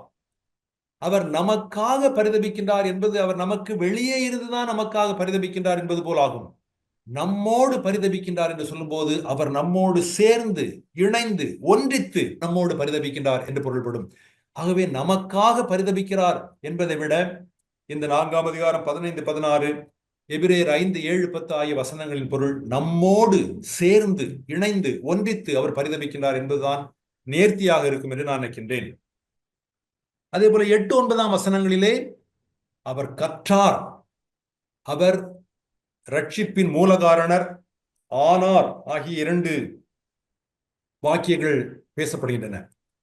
அவர் கற்றார் என்ற 5, 8 வசனத்திலும் அவர் ரட்சிப்பின் மூல காரணர் அல்லது ரட்சிப்பின் ஊற்று ஆனார் என்று 5, 9 பார்க்கின்றோம். அவர் கற்றார் என்பதை தொடர்ந்து எப்படி கற்றார் என்றால், அவர் ஏறெடுத்தார், வேண்டுதலை ஏறெடுத்தார், அவருடைய வேண்டுதல் கேட்கப்பட்டது, அவர் கேட்கப்பட்டார் என்பதெல்லாம் அவர் கற்றாரிலே அடங்கும். அவர் ரட்சிப்பின் மூல காரணர் ஆனார் என்பதிலே அவர் பூரணராக்கப்பட்டார், பிரதான ஆசாரியர் என்று நாமம் தரிக்கப்பட்டார் ஆகியவைகள் அடங்கும். இன்னொரு 5 நிமிடங்கள் உள்ளன.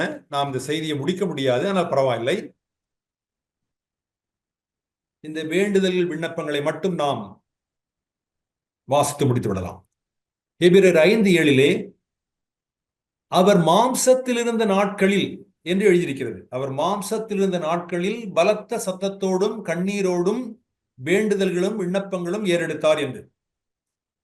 அவர் மாம்சத்தில் இருந்த நாட்களில் என்பது அவர் மனிதனாய் பூமியில் வாழ்ந்த நாட்கள் எல்லாவற்றையும் உள்ளடக்கும். அவர் இப்போதும் தம் மானிடத்தை களையவில்லை.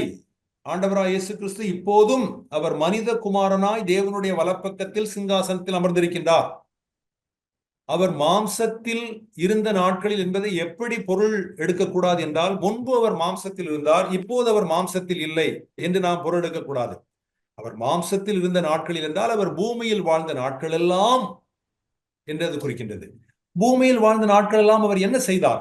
அவர் பலத்த சத்தத்தோடும் அல்லது நான் அதை கதறுதலோடும், லவுட் கிரைஸ் அண்ட் டியர்ஸ், கதறுதலோடும் கண்ணீரோடும் வேண்டுதல்களும் விண்ணப்பங்களும் ஏறெடுத்தார். அதற்கு மிகச்சிறந்த உதாரணம் கெத்செமனே சொல்லலாம். ஆனால் அவர் கெத்செமனேயில் மட்டும்தான் கதறுதலோடும் கண்ணீரோடும் வேண்டுதல்களும் விண்ணப்பங்களும் ஏறெடுத்தார் என்று நாம் ஒரு முடிவுக்கு வர முடியாது. ஆண்டவராகிய இயேசு கிறிஸ்து தம்முடைய வாழ்நாட்கள் எல்லாம் அவர் கதறுதலோடும் கண்ணீரோடும் பிதாவினிடத்தில் வேண்டுதல்களும் விண்ணப்பங்களும் ஏறெடுத்தார் என்றுதான் நாம் புரிந்து கொள்ள வேண்டும். கெத்செமனேயிலே அது ஒரு உச்சக்கட்டத்தை எட்டுகிறது. மரணமாகவே இருந்தாலும், மரணம் நேரிடுகிறதாகவே இருந்தாலும் அவர் பிதாவின் சித்தத்துக்கு தம்மை ஒப்புவித்தார், பிதாவின் சித்தத்துக்கு தம்மை கையளித்தார். இந்த பிரதான ஆசாரியர் காணிக்கைகளையும் பலிகளையும் மட்டும் அவர் ஏறெடுக்கவில்லை, வேண்டுதல்களையும் விண்ணப்பங்களையும் கூட ஏறெடுத்தார் என்று நாம் பார்க்கின்றோம். அவர் எதற்காக வேண்டுதல்களையும் விண்ணப்பங்களையும் ஏறெடுத்தார்? அதே வசனத்தில் வாசிக்கின்றோம், மரணத்திலிருந்து தம்மை ரட்சிக்க வல்லமையுள்ளவரை நோக்கி அவர் வேண்டுதல்களும் விண்ணப்பங்களும் ஏறெடுத்தார். ஆகவே அந்த வசனத்திலிருந்து விளங்குகிறது அவர் எதற்காக வேண்டினார். மரணத்திலிருந்து ரட்சிக்கப்பட வேண்டும் அல்லது மரணத்திலிருந்து காப்பாற்றப்பட வேண்டும் என்று அவர் வேண்டுதல்களும் விண்ணப்பங்களும் ஏறெடுத்தார். சாதாரணமாக ஏறெடுக்கவில்லை, தீவிரத்தோடும் உணர்ச்சி பெருக்கோடும் அவர் ஏறெடுத்தார். பலத்த சத்தத்தோடும் அல்லது கதறுதலோடும் கண்ணீரோடும். ஒரே ஒரு கேள்வி கேட்கிறேன், நீங்கள் பதில் இருக்க வேண்டும். அவருடைய வேண்டுதல்களும் விண்ணப்பங்களும் கேட்கப்பட்டதா? கேட்கப்பட்டது. நிராகரிக்கப்பட்டது. இல்லை, கேட்கப்பட்டது. உயிர் தெழுந்தவர் தேவன். ஆமென். கடைசி பதில் என்ன? தேவன் அவர் உயிரோடு எழுப்பினார். ஆண்டவராய் இயேசு கிறிஸ்துவின் வேண்டுதல்களும் விண்ணப்பங்களும் கேட்கப்பட்டது என்றுதான் அடுத்த வசனம் கூறுகிறது. அவருக்கு உண்டாகியிருந்த பயபக்தி நிமித்தம் அவர் கேட்கப்பட்டார். அதில் எந்த மாற்று கருத்தும் இல்லை. ஆனால் மரணத்திலிருந்து தேவன் தம்மை ரட்சிக்க வேண்டும், காப்பாற்ற வேண்டும், விடுவிக்க வேண்டும் என்பதை நாம் எப்படி புரிந்து கொள்வது? இன்றைய தேவனுடைய மக்களுக்கு இது மிகச் சிறந்த ஒரு பாடமாக இருக்கும் என்று நான் நினைக்கின்றேன். மத்தேயு, மார்க்கு, லூக்கா, யோவான் 4 பகுதிகளிலும் கெத்செமனேயிலே அவர் வேண்டின வேண்டுதல்கள் எழுதப்பட்டிருக்கின்றன. இதற்காகவே, இந்த வேளைக்காகவே நான் இந்த பூமிக்கு வந்தேன் என்று அவருக்கு தெரியும். சிலுவை மரணத்துக்குள் செல்வதிலிருந்து தான் ரட்சிக்கப்பட வேண்டும் என்று அவர் வேண்டினதாக நாம் ஒரு காலம் பொருள் விளக்கம் தர முடியாது, பொருள் விளக்கம் பெற முடியாது. பிதாவானவர் குமாரன் சிலுவை மரணத்துக்குள் செல்வதிலிருந்து ரட்சிக்கவில்லை. ஆனால் அவர்தான் வேண்டுதலும் விண்ணப்பங்களும் கதறுதலோடும் கண்ணீரோடும் ஏறெடுத்தாரே மரணத்திலிருந்து ரட்சிக்க. தேவன் அதைவிட மேலான அவரை மரணத்திற்குள் செல்ல அனுமதித்து, மரணத்தினூடாய் அவரை செல்ல விட்டு, உயிர்த்தெழுதல் பரமுயர்தல் மூலமாக மரணத்திலிருந்து அவர் ரட்சித்தார். ஹல்லேலூயா. ஒருவேளை நான் இந்த பகுதியோடு முடித்துவிட விரும்புகின்றேன். எது மிகச்சிறந்த பதில்?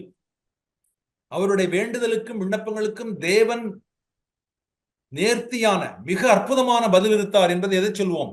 அவர் சிலுவை மரணத்துக்குள் செல்லாமல் அவர் ரட்சிக்கப்பட்டார் என்பது மிக உயர்ந்த பதிலா? அவர் மரணத்திற்குள்ளாய் செல்ல விட்டு உயிர்த்தெழுதல் பரமுயர்தல் மூலமாக அந்த மரணத்திலிருந்து ரட்சிக்கப்பட்டார் என்பது மிக உயர்ந்த பதிலா? முதலாவது உயர்ந்த பதிலா, இரண்டாவது உயர்ந்த பதிலா? இரண்டாவது உயர்ந்த பதில். இந்த இரண்டாவது உயர்ந்த பதிலை தேவன் என்று நம்முடைய சூழ்நிலைகளில் தருவார் என்றால் நாம் அதை உண்மையாகவே இதுதான் சிறந்த பதில் என்று நாம் ஏற்றுக்கொள்வோமா? ஆமென். இந்த கேள்வியோடு நாம் இந்த நாளின் பகுதியை முடிவு செய்ய வேண்டும். எது இன்றைக்கு சிறந்த பதிலாக கருதப்படும் என்றால், சிலுவை மரணத்துக்குள் செல்லாமலேயே தேவன் நம்மை ரட்சிப்பது சிறந்த நற்செய்தியாக கருதப்படுகிறது.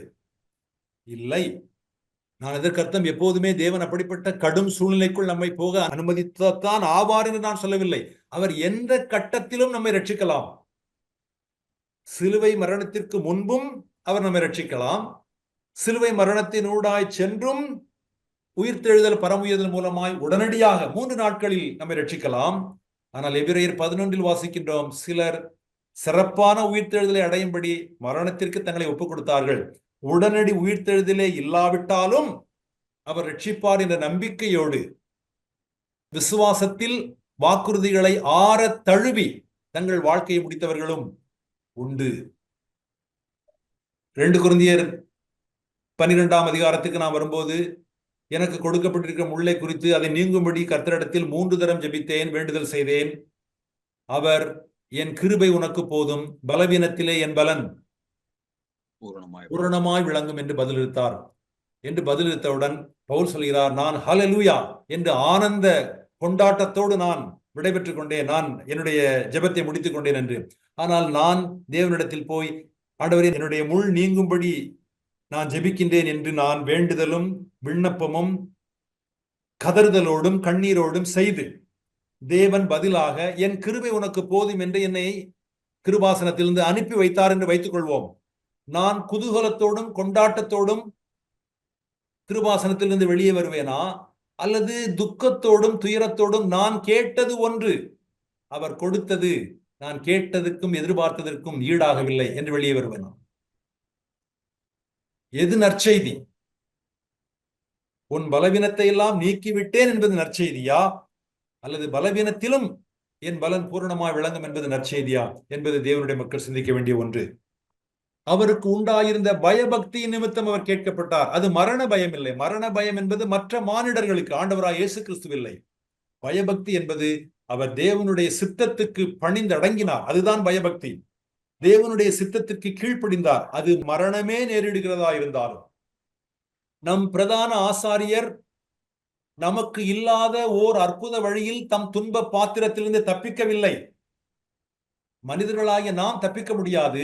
ஆனால் அவர் தேவனுடைய குமாரனாய் இருப்பதால் ஓர் அற்புதமான வழியை, நமக்கெல்லாம் அந்த அற்புத வழி இல்லை, ஆனால் அவர் ஒரு அற்புத வழியை ஏற்படுத்தி தம்முடைய துன்ப பாத்திரத்திலிருந்து தப்பித்துக் கொண்டார் என்றால் அவர் நம்மோடு பரிதபிக்கின்ற பிரதான ஆசாரியர் இல்லை. அவர் தப்பிக்கவில்லை. தம்முடைய துன்ப பாத்திரத்தின் he drank to the dregs. அது தமிழில் எப்படி சொல்வது? அந்த பாத்திரத்தின் வண்டல் மண்டி முடிய அவரதை அந்த கசப்பை அவர் குடித்தார். ஆகவே அவர் நம்மோடு பரிதபிக்கின்ற பிரதான ஆசாரியராக இருக்கின்றார். மீதியுள்ள சில குறுகிய சுருக்கமான பகுதிகளை நாம் அடுத்த வாரத்தில் பார்த்துக் கொள்ளலாம். இந்த பாடலோடு நாம் முடித்துக் கொள்ளலாம். இந்த பாடல் தேவனுடைய மக்கள் எல்லாருக்கும் பரிச்சயமான நல்ல பாடல். ஒருவேளை யாருக்காவது பரிச்சயம் இல்லை என்றால் இந்த வாரத்தில் இந்த பாடலை நீங்கள் படித்தும் பாடியும் இன்புறுமாறு நான் உங்களை கேட்டுக்கொள்கிறேன். கிருபை இரக்கம் நிறைந்த ஓர் கிருபாசனம் தோன்றிடுதே, தருணம் ஏதும் எங்கிலும் நல்ல சகாயம் பெற்றிட ஏற்றதுவே என்ற இந்த பாடலை, பாடலுடைய மற்ற எல்லா பத்திகளையும் நீங்கள் வாசிக்குமாறும் பாடுமாறும் உங்களை நான் அன்போடு கேட்டுக்கொள்கின்றேன். இத்துடன் இந்த நாளை நாம் நிறைவு செய்வோம். இதில் உள்ள மீத பகுதியை அடுத்த வாரத்திலே அடுத்த பகுதியோடு சேர்த்து நாம் பார்க்கலாம். எங்கள் ஆண்டவராகிய இயேசுவே, இந்த நாளிலே தேவனுடைய மக்களாய் உம்முடைய சமூகத்தில் அமர்ந்து உம்முடைய வார்த்தையை தியானிப்பதற்கு நீ தந்த இந்த வாய்ப்புக்காக நன்றி செலுத்துகிறோம். ஆண்டவரே, துன்பங்கள் பாடுகளுடாய் சென்ற எபிரேய கிறிஸ்தவர்களைப் போல பல வேளைகளில் நாங்களும் துன்பங்கள் பாடுகள் நெருக்கங்கள் வழியாய் சென்று கொண்டிருக்கிறோம். ஐயா, நீ தேவனுடைய குமாரன் மட்டுமல்ல, நீர் எங்களுக்காக பரிதபிக்கின்ற பிரதான ஆசாரியராகவும் இருப்பதற்காக நாங்கள் உம்மை நன்றியோடு துதிக்கின்றோம். எங்களுக்காய் நீர் கதறுதலோடும் கண்ணீரோடும் வேண்டுதலும் விண்ணப்பங்களும் ஏறெடுத்தது இந்த பூமியில் வாழ்ந்த நாட்களில் மட்டுமில்லை, இன்றும் தேவனுடைய வலப்பக்கத்தில் தேவனுடைய மக்கள் துன்புறும் போதெல்லாம் பாடுபடும் போதெல்லாம் எங்களுக்காக ஆண்டவரே வேண்டுதலும் விண்ணப்பமும் ஏறெடுக்கின்ற பிரதான ஆசாரியராக இருக்கின்றீர். ஐயா, உம்முடைய உண்மைக்காய் நன்றி செலுத்துகின்றோம்.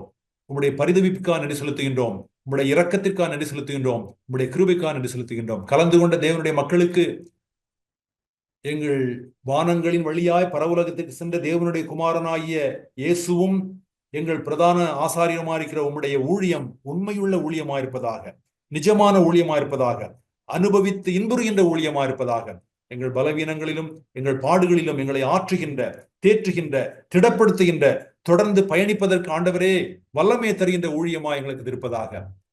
தேவ மக்கள் எல்லாரையும் ஆசீர்வதியும். கர்த்தராகிய இயேசு கிறிஸ்து நாமத்தில் இந்த ஜெபத்தை அளிக்கிறோம் எங்கள் நல்ல பிதாவே. ஆமென்.